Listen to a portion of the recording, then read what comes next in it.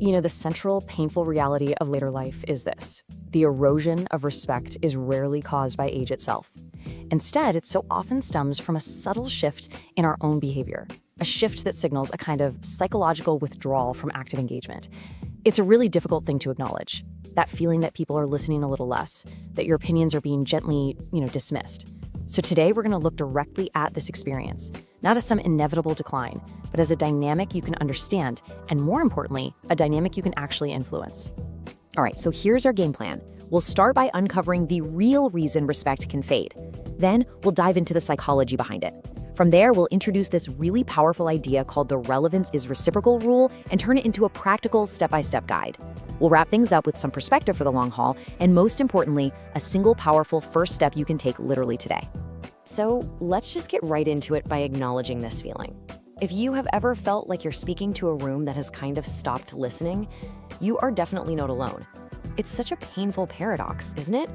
At the very moment you've collected a lifetime of wisdom, your voice can feel like it carries less weight. And to fix this, we have to get to the root cause. And this, right here, is the most empowering part of this whole idea. Really let that sink in for a moment. If the problem were age, well, it will be an unavoidable fate. But since it's rooted in behavior, it's something we can manage. It's something we can change. Now, this isn't about blame, not at all. It's about spotting a pattern. It's about the subtle, often totally unintentional cues we send that tell others we've kind of stepped back from the fast-flowing river of modern life. Once we see those cues, we can start sending different ones. This brings us right to the psychology of it all. To really tackle this, we have to reframe the problem. Shifting our focus from the number of years we've lived to the actions we take every single day.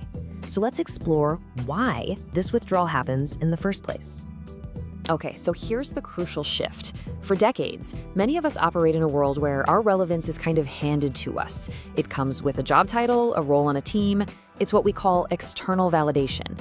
But when we retire, that external validation, poof, it vanishes. Suddenly, relevance isn't defined by a business card anymore. It has to be self-maintained. And that transition can be really jarring. And it's right in that vacuum that these subtle behavioral changes can start to creep in. And this gets to the heart of the issue, psychological withdrawal. It's almost never a conscious choice. Nobody wakes up and decides, I'm going to disengage today. It's more like a subtle drift. It might look like defaulting to nostalgia, talking more about the past than the present. And while sharing stories is wonderful, if it becomes the main way we communicate, it can unintentionally signal to others, hey, my world is back then, not right now.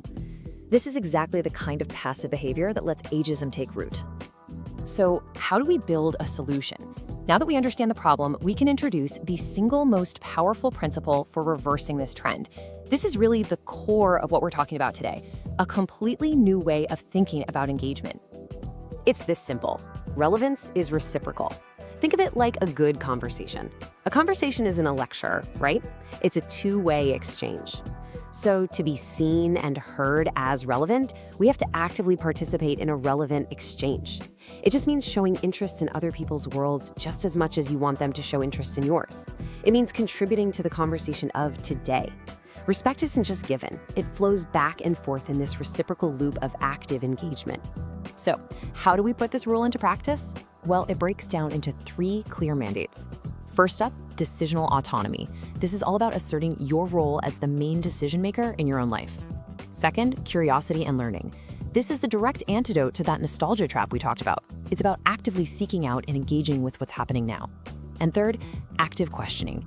This is such a powerful tool to shift your role in conversations from just a passive listener to an active intellectual partner. It shows you're processing, analyzing, and contributing in real time.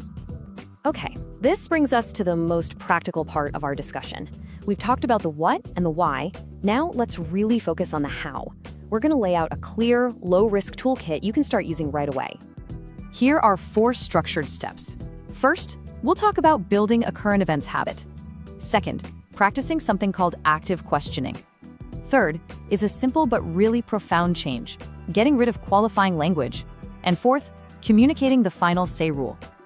Now, these aren't confrontational tactics. They're subtle, incredibly effective ways to assert your presence and your competence. Let's start with the current events habit. This is about consciously arming yourself with something new to talk about. It doesn't mean you need to become an expert on, I don't know, global politics or cryptocurrency. It could be as simple as reading an interesting article, watching a popular new show, or just learning about a new app your family's been using.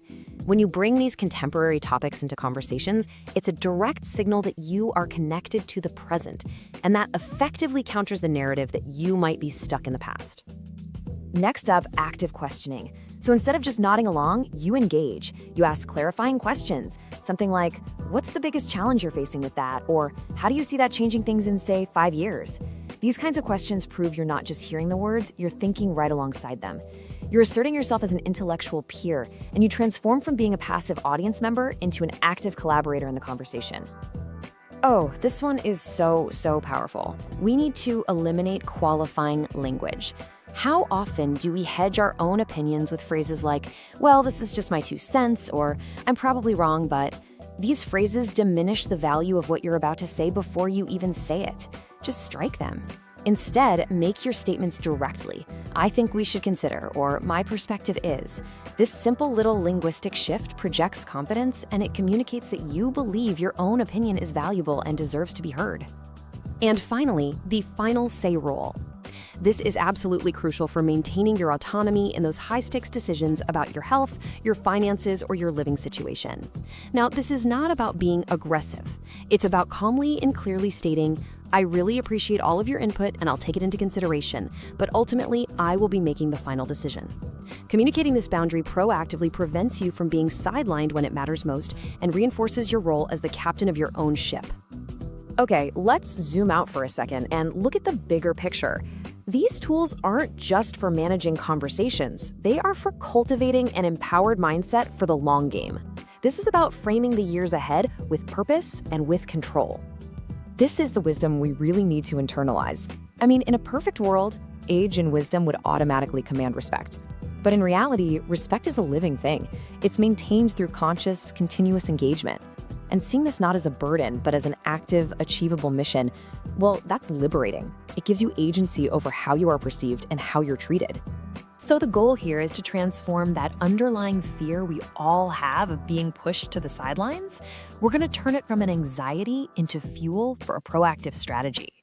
Every active question you ask, every new article you share, every time you state your opinion with confidence, think of these as deposits in your account of vitality and autonomy.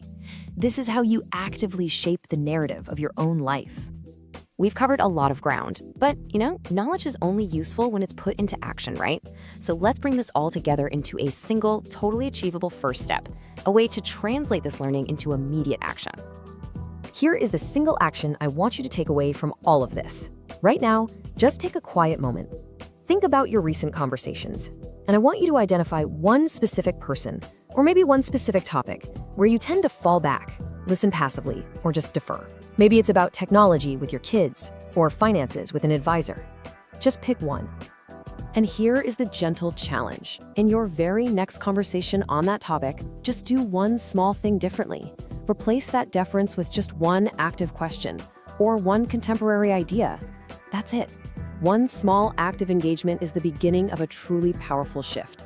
So as we close, let's remember that hidden truth we started with. That gradual loss of respect so many people fear in later life.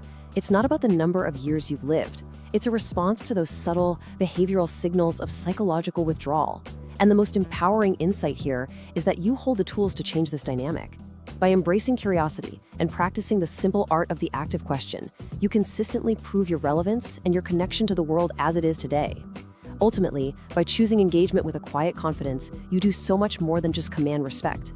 You protect your autonomy, you maintain your vital status, and you ensure that your wisdom continues to shape the world around you for all the years ahead.